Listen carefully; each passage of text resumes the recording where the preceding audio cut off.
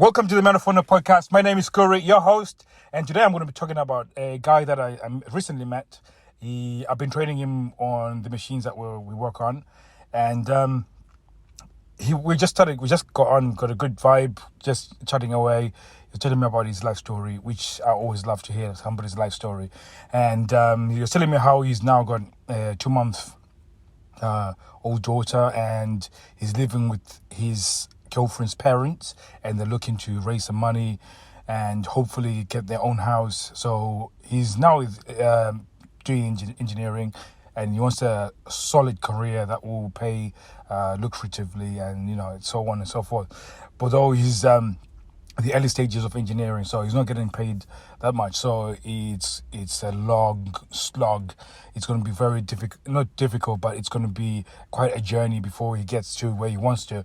So, if anybody of you know me by now, is that I just give advice, unsolicited advice sometimes. So I just said to him, is there anything else that you're passionate about that you know more than anybody?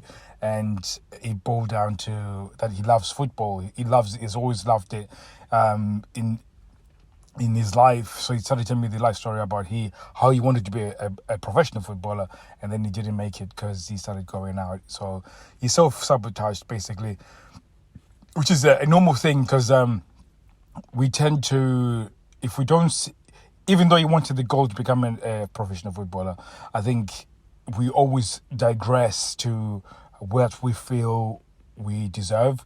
So he probably didn't feel truly deserve that he deserved to become a footballer. So he found a way to self-sabotage. And it's not his fault. It's just how we are as human beings. We tend to do that. And I talked about this recently, and I've done the same. So that's why I know how to explain this clearly, because just now, in fact, yesterday I was talking about my friends. 3 of them have since become millionaires.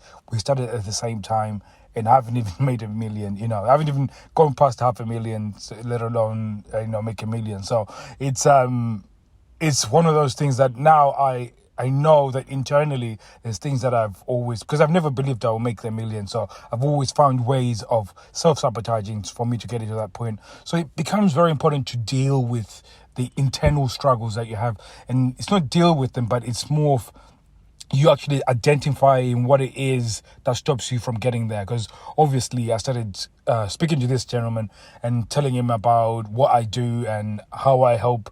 I was telling him how I help business owners, or at least men, discover who they truly are and his internal hang-ups. So I started going through the whole process where you need to start publishing, you need to start a podcast. Like I say to most people, a podcast, go on Instagram or YouTube, or choose one of those and start doing that. And instantly he was sold on the business idea side of things. But when I started talking about publishing and doing something, he said, no, I'm not concentrating on engineering, so I don't think I'll have enough time and everything else like that.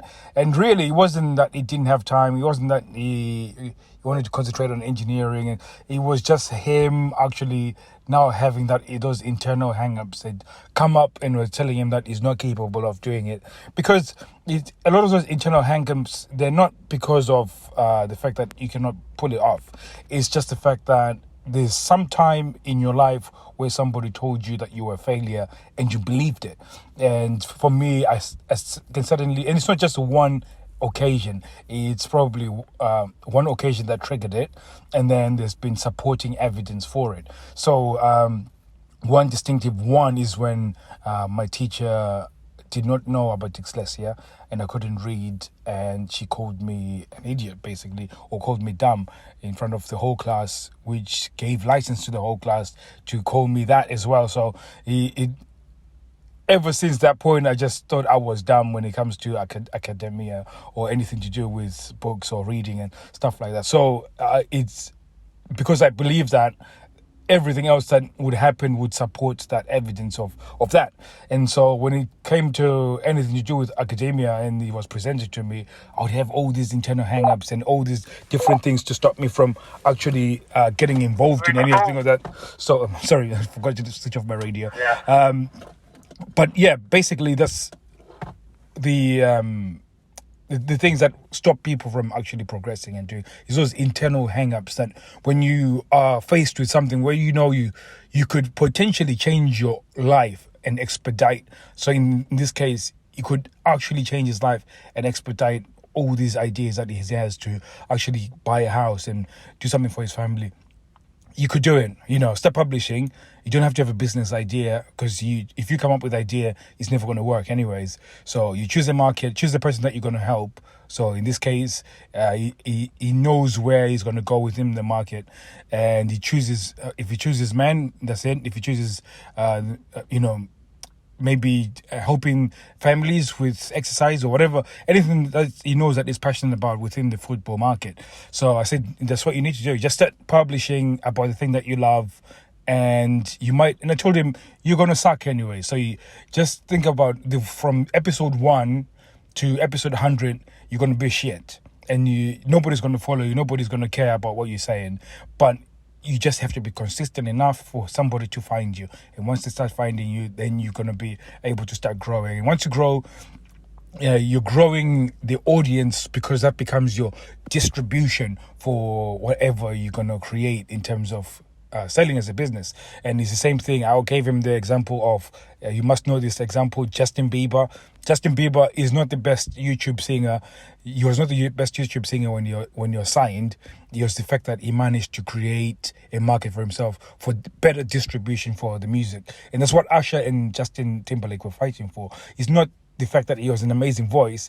He is amazing when he sings, but he was not the best. He just had distribution. He had millions and millions of subscribers, which made it easy that as soon as he releases an album, he has already people that he could sell that album to, and each person could be multiplied by 300, because we all know, because of social media connections. So those were the numbers that were forcing these guys to try and sign this kid. And it's the same is true with your distribution. Once you grow your distribution, then you can actually create a business. And I was saying to him that that's how it is. And you're actually creating something that is resolving a problem of the people that you've collected and amassed. So that means that it's going to be something that is guaranteed to work. So he can potentially expedite buying a house, and not just a house. You would buy a house and be doing something that he loves, and he can be not constrained to something that feels like he's being forced to doing, because he feels like, I think to some extent, he feels like he has to do this in order to make things work. Which is not a best place to be, but it's not the greatest place to be. I dream of a time when I can wake up every single day, take my kid to school, pick her up, and in between doing all of that, I can do a bit of my business and just enjoy waking up and living life and just doing something that I love personally. So that was the conversation that we're having, and I thought that was pretty interesting, because everybody goes to a certain point. Even when you're living your life by design, you get to a point where there's still a part of you that you need to let go, because you've got internal hang-ups that are holding you back. And then it could be fear of publishing, could be fear of even asking a girl out. It could be a fear. There's internal hang-ups that are stopping you, and dealing with them is one of the key things. And usually dealing with them is just actually discovering that that's you've got internal hang-ups. And then there's several ways of doing it. You write it down and say, I'm afraid of this. Writing it down is very powerful, and saying, this is what I'm afraid of. And then you can now start confronting it. So if it's the fear of publishing, you just publish anyways, but you've named it.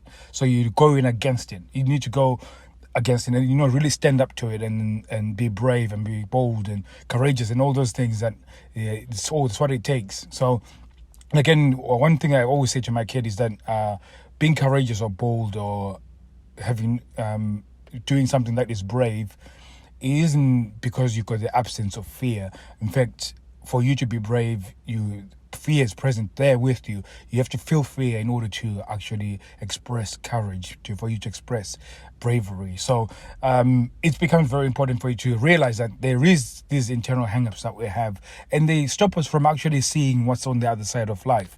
And unless you overcome them, you always stay in the place where you are. It's that sinking ship feeling that, because you don't want to get into the water because it's so cold, but the ship is sinking anyways. If you can jump and then swim over to the island, you're fine. But if you don't make the jump, you're going to sink with the ship. It's so counterintuitive when you feel like you can see what your life, what it could look like in over there, but most people would rather sink with the ship. Than they'd rather be miserable. They'd rather go on the same job that they hate every single day. They'd rather just live a life of misery and just accept, because they've been told that's what they're good for. And again, revisit that point where you've been told that you can't do it and you believed it, and you're not that, you're more than that. So hopefully this is helpful, and thank you very much for listening, and I hopefully you can start living your life by design. If you want to learn more about this, join the Men of Honor Facebook group. If you got any question, get me on Instagram. Thank you very much, and I'll be seeing you guys very soon. So take care.